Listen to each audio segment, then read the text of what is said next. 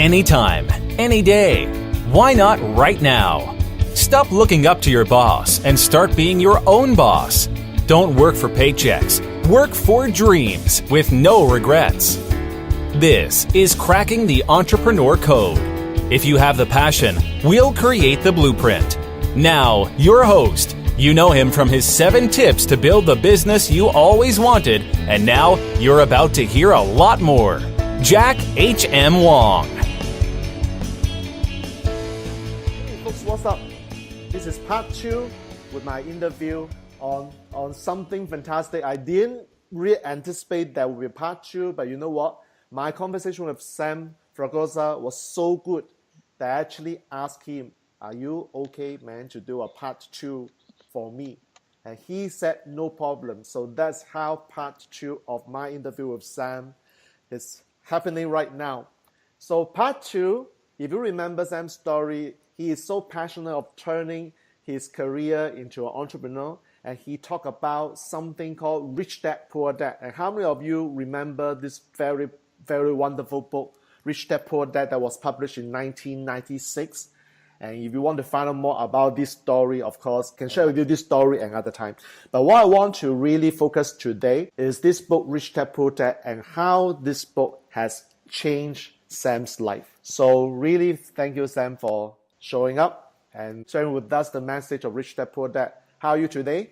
I'm doing good, man. Thanks for having me back on the show. I appreciate it. I love that we're doing number 2. That's awesome. Yeah, you know what? Because I really didn't anticipate that part 1 will spin off into part 2, and we talk about one of my teachers, Robert Kiyosaki.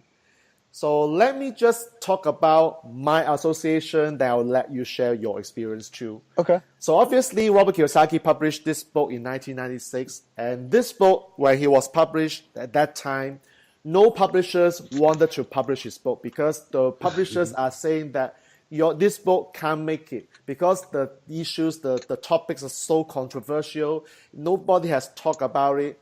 And he actually shared with me and a group of people in Singapore last year that one of the Singapore biggest event producers has actually turned away to be the publisher of Rich Dad Poor Dad. And the founders now regretted from saying no to Robert in 1996 because this book is actually one of the must-read book if you want to be good in financial education, financial literacy, and what's happening in the real world. So I love this book. So Sam, tell us why Rich Dad Poor Dad and why is this book so important to you?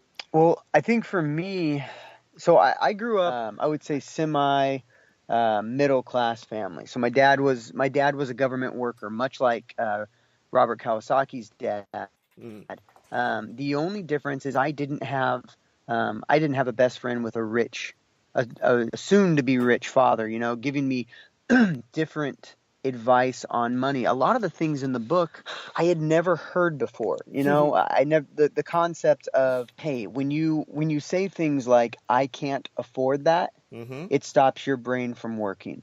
You're basically shutting off the part of your brain that needs to operate to figure out how can I afford that. And you're shutting off the entrepreneurial part of your brain. I had never heard the concept of that. I grew up in a family where we had a lot. I mean, we had very nice things because my dad had a great job with the government. He worked for the DOD and made decent money. But there were times when we said, we can't get that because we can't afford it. And I grew up with that mentality. Switching my mentality has been a process. I think it's an ongoing process. The book has definitely changed my life for the better, but I wouldn't say it's fully realized yet. I read Rich Dad Poor Dad probably about, I want to say 2 or 3 years ago. I read it after I made my decision to quit my job and jump into entrepreneurialism. And I think it was one of those things where I read it and it was like almost frustrating. Like, how come no one told me this? And I'm with you. It's a must read. Every single high school student ever, anywhere, should read this book before they're 18 years old. I think it would drastically shape the direction of people's lives, where they go and how they look at money and how they look at liabilities and how they look at assets. And then just out of curiosity, because you said that you only read this book 2 or 3 years ago, So how did this book show up in your life suddenly? Is it like somebody recommended you, Sam, please read this book, or you just chance Yep. about this book somewhere? Yeah, it was one of the first books. One of the first books that I had a friend of mine Right. who does real estate, has a construction company. I told him I was quitting my job, and he's like, "Dude, you must have read Rich Dad Poor Dad." And I was like, "No." He's like, "Oh, you're just crazy then. Read Rich Dad Poor Dad because it fits probably right in line with some of the stuff that you're thinking." Right. I read it 4 times last year. Yeah, I do it once a quarter. Right. If 3 months go by and I haven't listened to and or read Rich Dad Poor Dad, then I'm missing, because there's new stuff every time. There's new stuff as you're digging through it. You're finding out, and it's reaffirming the things that you really believe. I think one of the biggest changes in my life in the last 3 years is I emptied out my 401k and my Roth IRA, everything. Right. The reason I did that is because I'm looking at the returns from what I'm getting, right? And I'm Yes. going to get 6 to, if it's a great year, I'm going to get 12%, right? 6 to 12%. Well, if I pull that out and put that into scalable things, then my return on those things are going to be much more exponential in the long run. Yep. And so I actually had a conversation with the guy who was running I think he was working with Charles Schwab. That's where my 401k was. Okay. And he's like, you know you're paying a penalty for pulling this out early.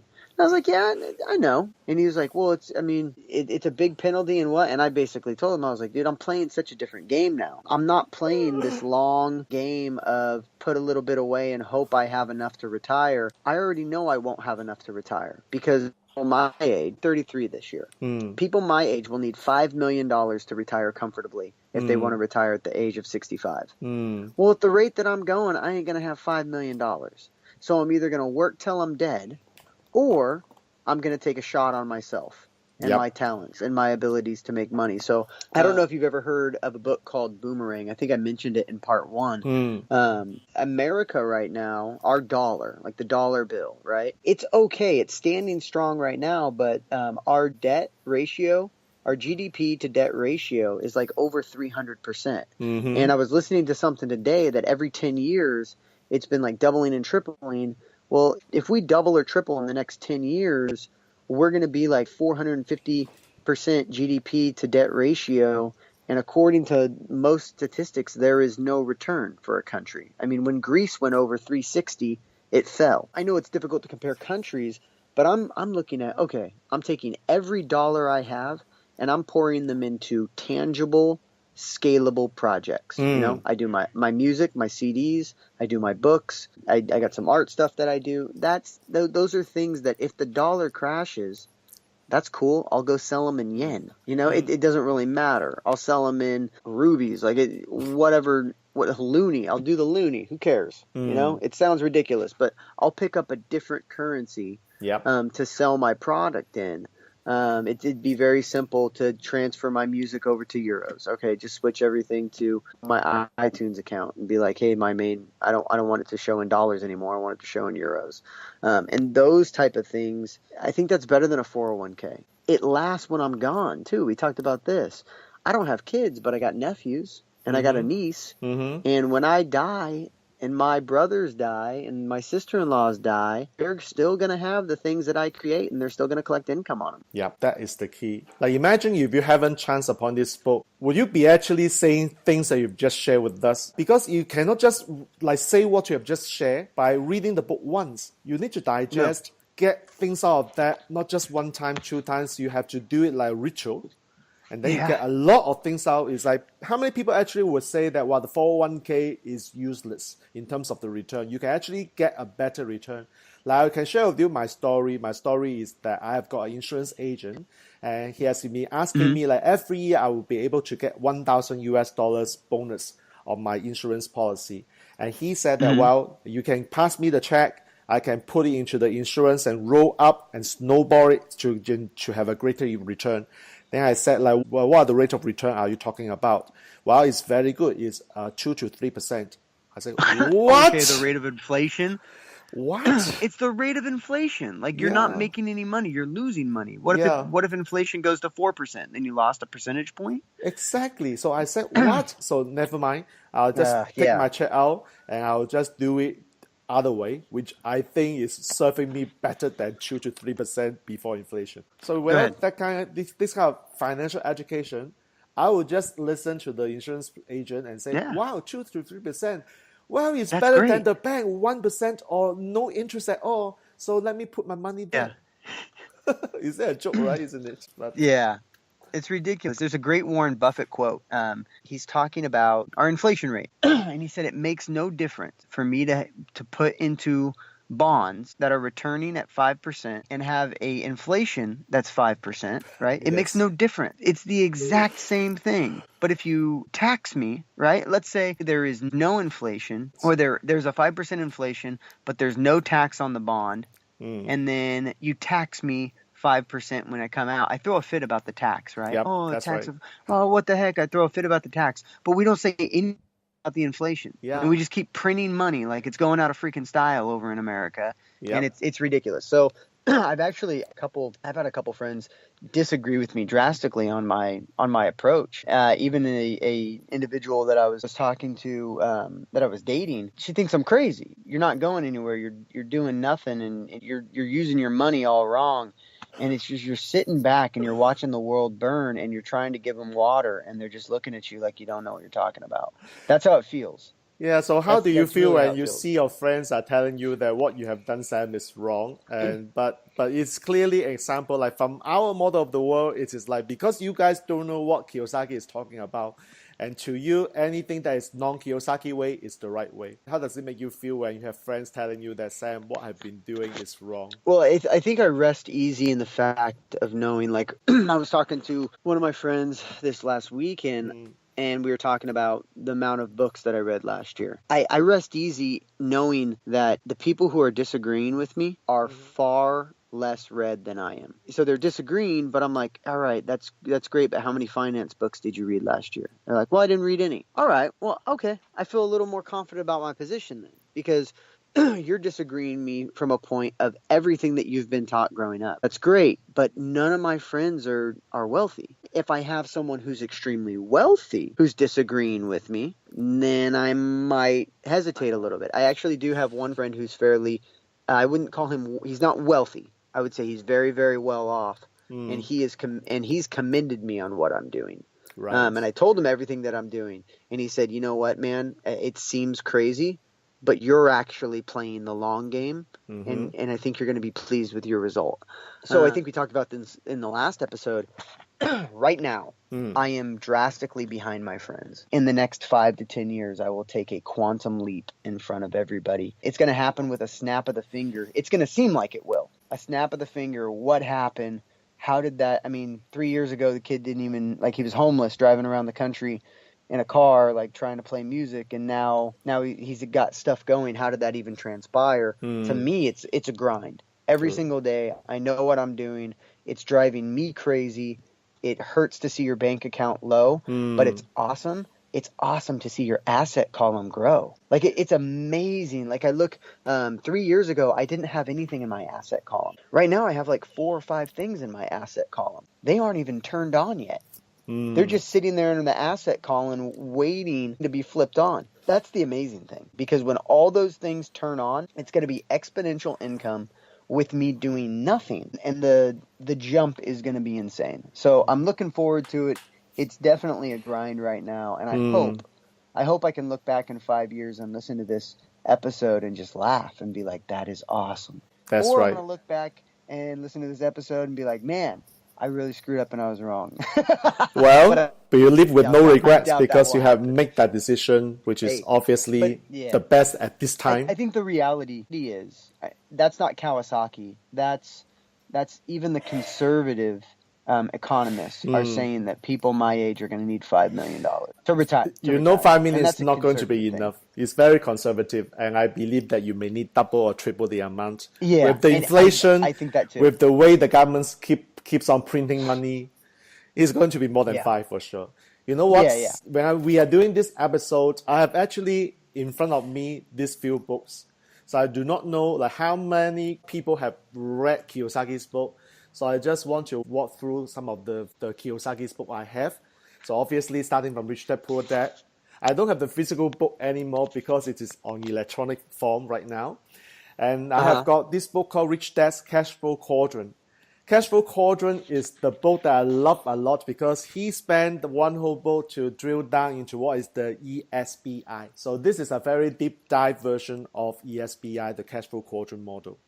So the next book that I have with me is called The Conspiracy of the Rich, which Kiyosaki said is based on his Rich Dad prophecy in 2002. The stock market will crash sometimes later. So we have seen a major crash in 2007, 2008. But that is to Kiyosaki a mini one. The major one, the actual big one is coming. He keeps believing that this is going to be bigger than whatever happened in before. So this is conspiracy theory. I would say after the housing market crashes this summer. Yeah. Okay, well, we'll see whether it's true. Because like I always tell people, there's no... Oh, that's good to know, because for me, the question is not about like when, like Kiyosaki's message is not about, when it is the actual financial crisis, it is the mindset. So if it comes, are you prepared for that? And most people would not be prepared for that. The middle income people would not be prepared for that because they just plumb in the money in 401k or put into stock market, getting the return when the market is going up. But when the market crashes, then these guys are done. So and that's the beauty of not having anything in the market and having everything in scalable assets. It doesn't crash. They still exist. Yeah, so the other few books that I love a lot is this book on why the A students work for the C students. Like this book talk about like why the bosses, the entrepreneurs need not be the expert, need not be the professors. But basically it's like the professors, the experts, they love themselves so much that they don't love other people. So they end up doing work by themselves. But these people are generalists and they don't really care how good they are. They just need to deploy and build a team. Like what Kiyosaki built a team of the Rich Dad Advisor. So this book, I actually have a debate with some of my friends. And they say, well, you know what, Kiyosaki is wrong. The A students can start their own businesses too. I mean, don't take the word so literally, okay? So that is very, very interesting book. But you know what? The most profound book that really changed my life after Rich Dad Poor Dad is this book called The Second Chance, which was published in December 2014 and January 2015.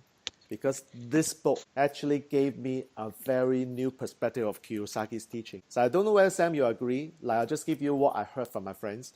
They say Kiyosaki is bullshitting because what he said is not true. And his theory is nothing new to us. Have you heard of something like this amongst your circle of friends? I would say this about Kawasaki. Like some of the things that he was doing to make his large gains, like some of the things you just can't do anymore. Because the market's not there for it. Like he was flipping houses after the crash. Yep. And we can't do that right now because that type of market doesn't exist. Now, if there's another crash, then we can do those things. So some of the things that he's saying aren't really applicable to our environment today. But I think the principle, the entire principle of the book of assets and liabilities, and here's just the different ways of thinking about money. You have two columns. Everyone has two columns in their life, whether they want to admit they have two columns or they don't. One of their columns are their liabilities. Everything that costs you money is a liability. Your rent, your car, your house, your food, your video games, your movies that you watch, you going out to eat. Whatever you spend money on, that's a liability. Whatever makes you money without you doing a dang thing, that's an asset. If you can figure out a way. Now, it didn't happen overnight.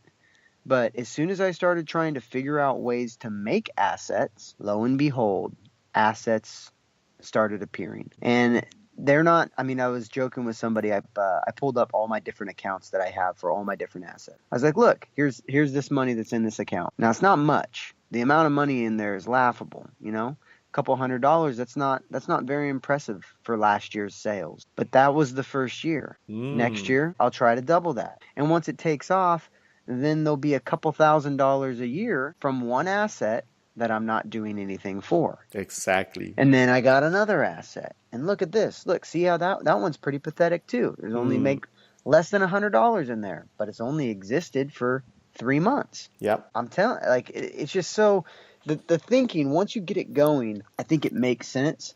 And I think the people who say it doesn't work or he's wrong, I think they haven't exercised their entrepreneurial side of their brain to even know it's possible, because they've shut their brain off to that so much. And they're so used to working for other people, they've never had to go make it on your own. Quit your job. And I mean, I would tell anybody this: quit your job and just try to make money for a year, right? Not having a job, and just see if you can generate income. You'll find out what you're really talented at, right? Yep. I mean, you have a desk job. Oh yeah, I'm a desk job. I'm a clerk. I do this. Cool. If you're really good at that, you should be able to sell that to someone else with it not even being a job title. Like, I have a degree in social media marketing. If I'm really good at social media marketing, I should be able to sell that as a consulting fee. I should. You should. Now, if I can't, then I must not be that good. I'm just good enough to work for someone else. I'm not really talented. I'm good enough for someone else to tell me what to do and to follow orders, but I really don't have any real skill in social media marketing. That's I mean, true. there's a difference. I had a production company, right, that I shut down for 2018, but I worked for other production companies. I outsourced myself. Now, I can't grab a camera and make amazing commercials. If I could, then I'd go get the gigs, because I'd have a reel of really good commercials. I'm the guy who gets the coffee, but I know enough to where I can get them to hire me to get the coffee, right? That's where my skill falls in movie making.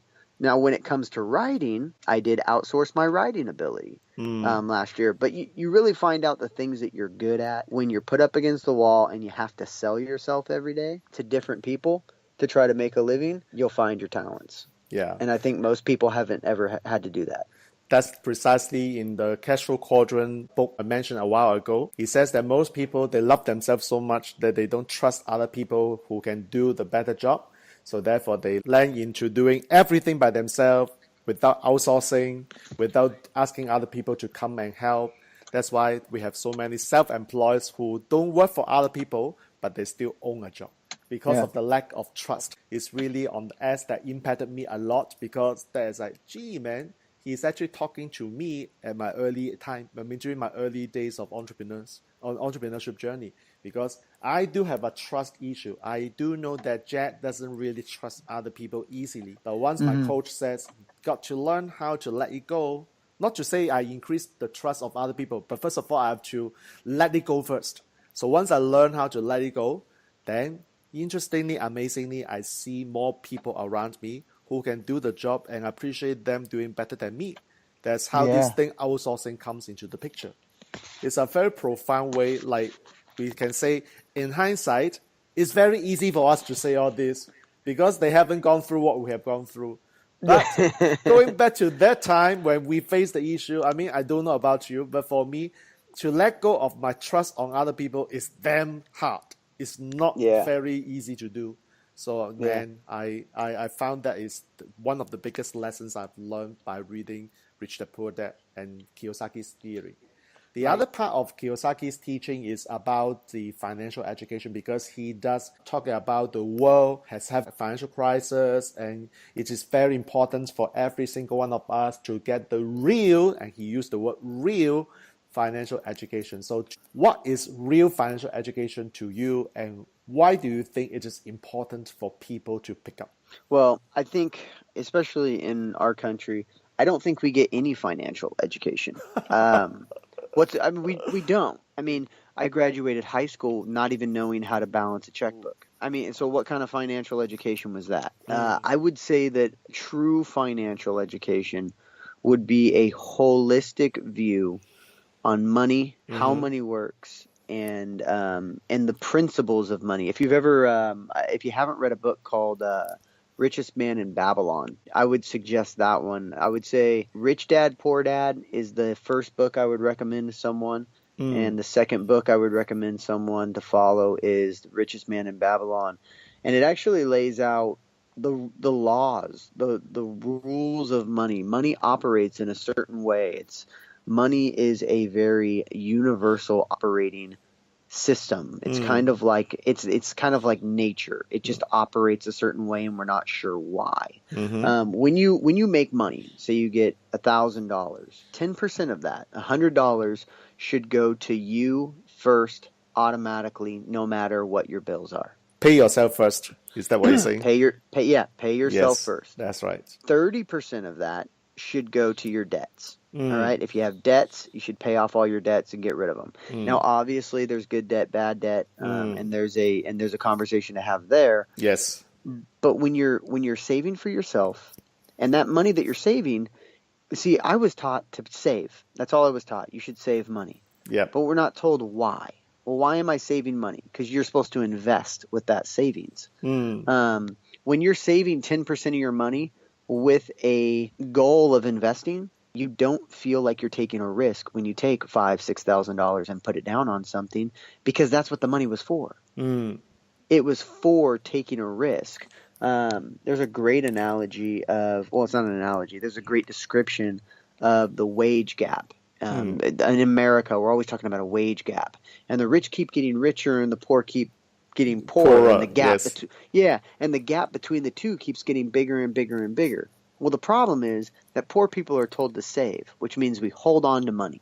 Yep. Well, rich people are told to invest, which means they invest and get more, and get more. And so they're moving at 10 miles an hour. We're moving at 5 miles an hour. And then we wake up 30 years later and we realize that they're 400 miles down the road. And we're like, well, how'd they get so far ahead? Well, they've been investing. Yep. Hence my crazy move of pulling all my 401k and just ripping out the guts of the foundation of what a normal financial plan would look like. I said, well, screw that. I'm not doing any of that. I'm going to take a big risk here, because if I don't, one of the great quotes I love is, you're already poor. You're the poorest people in America. You just don't know it, and you won't know it for another 50 years. Sounds interesting. And it's just like, wow. The good news for you guys is that in America, you can take money out of 401k, like the similar system we have in Singapore, perhaps in Malaysia or Hong Kong. There are regulations that prohibit us from taking the money out of our pension saving account until we hit certain age gap. So the money is actually stuck there. We can't use that for any other things except for education, for some approved investment in the stock and the bond market, and of course the biggest part of that is to use them to pay for our mortgages. So that is our system. Like, how I wish that one day we can take the money out from our pension saving account and do what you have just mentioned. It's just that our environment doesn't allow that to happen. The nice thing about, like, once you know, right? So, like, if you're listening to this right now and you're like, oh, crap, I got a bunch of money in the 401k, and that's okay. Stop putting money into your 401k. Yep. Start taking that money, putting it in savings, because the return rate that you're going to get on the market, right, the stock market, you're maybe going to get what? Let's say a great average is going to be 8 to 10%. That's awesome, but you could do better in real estate just on cash flow alone, plus equity. So, I mean, save up 10 grand and go put a down payment on a house and rent that sucker out. Yep. And get make sure you have cash flow on it. Read 4 or 5 books on real estate before you start getting into it. But that's my plan for this year. I mean, I'm about 6 real estate books in, and I'm starting to feel comfortable with it. And I'm pulling the trigger on a house here pretty soon, but you're going to get 14, 15, maybe even 20% if you start counting equity building into some of the rentals that you can find. And it doesn't even have to be where you live. Look in places you don't live, At the end of the day, what happened is that you are talking about, you mentioned the word SAM a few times, which is important. I want the listeners to register this, and this is called cash flow. It's like the reason why we invest in real estate is not because we are after the capital appreciation. Like Kiyosaki mentioned a few times in his book, he said investing in the real estate is not about really the capital appreciation. That is for the poor people's mindset. For the rich people, what they do is they're after the cash flow. And in fact, I remember Kiyosaki said in Singapore last year in the 2 days workshop, he said, well, you know what? I hate to receive money in my pocket. Sounds illogical, but what he said is that whenever his assets generate money, he'll plow back to the asset and invest and reinvest to have more cash flow. So to him, you don't want to pay taxes on it. Yeah, exactly. So he is saying to us that the real financial education is to know a few principles. Number one, the rich people do not work for money. Mm-hmm. But if you don't understand why story. rich people do not work for money, then you've got to read Rich Dad Poor Dad first to understand what is the concept of money in the eyes of the rich people. And two, you just mentioned the word tax. The second thing is like use the tax and know how to manage your debt wisely, because the rich people actually know how to make use of the good debt and also the tax system to generate tax benefits or other financial benefits for them. Again, that is my biggest epiphany in last year's seminar, because I have been doing 24, 25 years of tax. I was telling the world, hey man, you know why tax system is so important? Because it helps you pay less tax. And a lot of people actually do not appreciate this. But the moment Kiyosaki talked about how he see the tax system, and I thought, gee man, if I'm not in tax line, if I'm not doing what I'm doing, I'll be screwed. Because you said just now, parents taught us to save and then use the saving to invest. So if we are workers, we first of all have to pay tax on the employment income. So one part has gone to the government. Second bit, when we save it and we generate interest, and then interest is after tax dollars, has to be subject to tax again. So I've got a tax on tax situation. As an employee, use my saving to generate interest income. That is insane. I was laughing out loud, but a lot of people don't see that and say, it's good to actually have a job. It's wise to put the money in the bank to generate saving. You don't know a lot about the tax system. The tax system is designed not to screw you up, but it's designed for those people who know how to make use of that to take advantage of the system and generate tremendous tax savings for other use. So that's why I found a very profound calling that I need to really spread the tax system message to as many people as possible. So I'm working on that as well. So that is like Kiyosaki's message. Is that finally I can see what I've been doing for the last 2 decades is relevant to the real world in terms of real financial education. And the other thing that Kiyosaki said about real financial education, he stressed the word real, is because he gave us one story in Singapore last year. So there was one time he had some accounting issue. He need a CPA to help him. So he found one CPA, and the CPA said, oh, I can help you, Robert. So Robert asked a couple of questions and immediately decided not to use the CPA. The first question, do you have an accounting degree? The CPA said, of course. So Kiyosaki asked the second question, what do you do after getting your accounting degree? The CPA said, well, very easy. Because when I graduated from the accounting school, I got an offer by the university immediately. So I immediately took up the job of teaching, and I become a lecturer in the university teaching students on accounting. So Kiyosaki asked the final question. So does that mean that you have never practiced accounting? The CPA said, well, of course, no, there's no need because I'm teaching in university. So Kiyosaki fired the CPA straight away. And he said, the world has so many fake teachers. You won't want to get a fake teachers to help you. Go and look for the real one, the real practitioners doing this for a living, to seek help from them. So to me, that is his definition of real as opposed to fake. So my final question for you to finish off this part 2 is, other than the secrets, the sharing you have, is there one more hidden gem that over the last 30 minutes you didn't say it, but now I'm giving you the opportunity to share one more hidden gem? What would you feel like saying? Yeah, I think the hidden gem or the hidden message, I would say, is perspective. You know, it's really the premise of the book, but we get distracted by all the other gems that are in it. The beauty of what he had was he had 2 different ideologies put in front of him, right?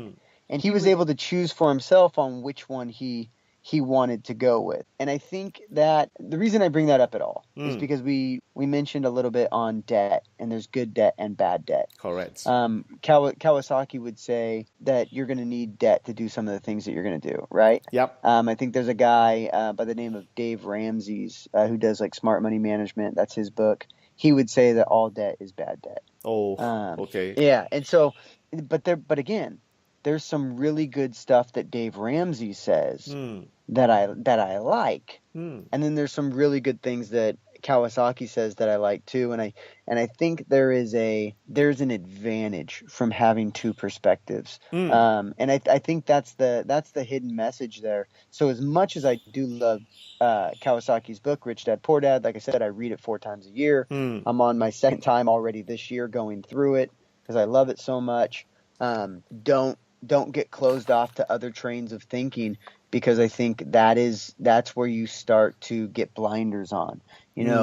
Finance, economy, it all the way that money works. There's rules to it, but then our markets around us change, and so as the market changes, you kind of have to adapt to it. Get a good plan that you're comfortable with. You're not going to be comfortable with my plan right off. Like, I'm insane. I know I'm insane. And it's totally okay with me, because I really believe in the stuff that I do as far as art, and I think it's going to take off, so I'm not too worried about it. I think there's a huge advantage to reading the opposite train of thought of whatever you're thinking. I think that was the hidden gem for me for that book. And that's the essence of the book Second Chance, which was published in December 14. Really? Cool. Yes. So Kiyosaki wrote this book when he said second chance. Like, many people actually just see second chance as an extension of Rich Dad Poor Dad, and that's the feedback I got. But when you study this book, I actually read this book over 10 times, and I said to myself, it's very amazing to just get the gem. The gem is that, imagine a coin has both sides, right? A coin has both sides. So many times you would choose one over the other. And in fact, what happened is that because of this, the way we make our choices, we actually have no choice. Second chance is giving us this financial education or knowledge that allow us to stand on the edge of the coin. So we can see both sides, the left side and the right side, and we can make the informed decision which side we want to go to. It's like, is job really bad? No, because if you love your job, you are not doing your job because there's no choice. You do it because by choice. So feel free to be an employee, but you must understand the consequences of being an employee. And how do you understand the consequences? Because you get the financial education. You know how the tax system works, and you have done your calculation, and you said to yourself, it's worth doing it. So therefore, it is what the power of knowing the financial education and give yourself a second chance to make a wiser choice under your own situation or circumstances. That is the essence of second chance, really. It's a very cool. way. I love that that's the essence of it, and that's what I pulled from it. Well, of course, that's that is my perspective, and I love telling people that you read the book first time, you may not get it. The second time, it's like, how come it's like Rich Dad Poor Dad? But the more you read it, that is the gem that I got from Kiyosaki, but from this book, Second Chance. And of course, cool. I would love to actually elaborate this further, but you know what? Time is coming up. So any final word for our listeners about Rich Dad Poor Dad before we end part 2 of our interview? If you haven't read it, go read it. You got to, first steps first, man. This is an awesome book. I don't care what you think about finances. You're going to like this book. It's an interesting book, awesome stories in it. Not a boring read at all. Go check it out.